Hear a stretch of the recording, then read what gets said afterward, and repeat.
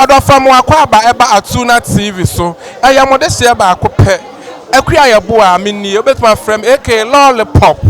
Ba akope me patcho me sewa maka tro se ewiase mu nsam ne de bro e wa ATUNA TV. Wo fra adwuma ba na wo didi na nya breastone ma ba modern na ko YouTube. Wo pa ATUNA TV a wo be hu ne ma pa ye den egu ho a ye de bro. Ena me share me nua ba ko okuma sidwom. O se wo no de broken hearts pa e friend broken hearts. Wo wura mu aye den afi. Na impesa ye dimirika na ye toa no na ye busabusa nso wura broken hearts mu no e de na ye no. Me nua ba patcho mo akwa baba ATUNA.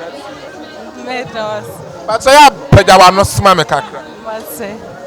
It's the same. Pacho me who you. Now with me a friend a queer boy, lollipop. Now one swear. Efia Savasti. Efia Savasti. Hey, Efia Savasti. Efia broken hearts any day. Broken hearts. Pacho Pedawa no soon say the day what drum her. Breaking heart how be brave. Betimi ama wanumu krato untimi ndidi utimi yeshe oje ohun awonji nti o de na osene de na tun broken heart de e de how be brave ya den eba wo ye be ma na broken heart chewa e de how be brave ba wo you about na broken heart so chewa and also the how be brave ya den eba akwa you oba ya broken heart chi nwi wo se etuma wanumu ya den eto etuma akwasa wo ho akomfo etuma wo kwaka wanu aduro etuma chess how be brain na de be bro na wo de no nya de me de ne de na mitimi nidi wo de osene de no otumu nidi sunkoa o chess ya na be ma no ye ne den me fa cho ma ye ne hwe ba I say misunderstanding go free words chi me phone ana be ma for protest him but I am a friend keke Nya o hwe no pacho ento hu ye chat no na ne ra hu ye no nim se me cheat ana o sesa na ye end relationship no na broken heart chill until chill how many months we chi me 4 weeks until 1 month and na kokoda na broken heart na aduro ne de ye den na call me pacho eno no de I just say when you be a open na like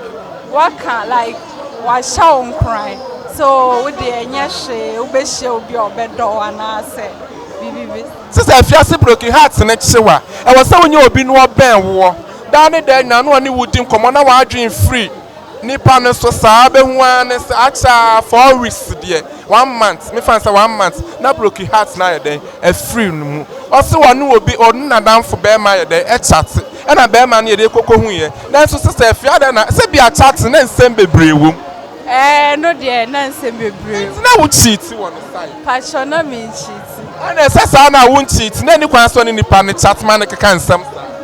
no de no crepa on se me mani bi wo hono ma omo be pe na aka se wo boy still na omo test o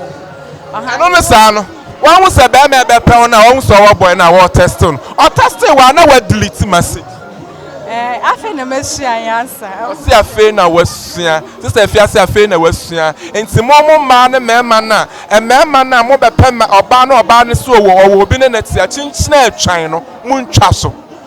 so enti fi oba se wusia be ma bi na wo na ne netina na obi chat so opewa o send you message a we read ya delete